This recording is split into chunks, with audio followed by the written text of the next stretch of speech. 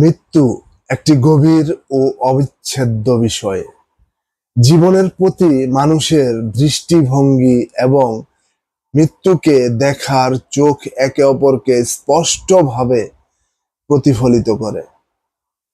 জীবন একটি উপহার মাত্র, একটি মূল্যবান সময় আল্লাহর তরফ থেকে পাওয়া, আর মৃত্যু একটি চিরন্তন বাস্তবতা যা প্রতিটি মানুষের জীবনে একদিন আসবেই।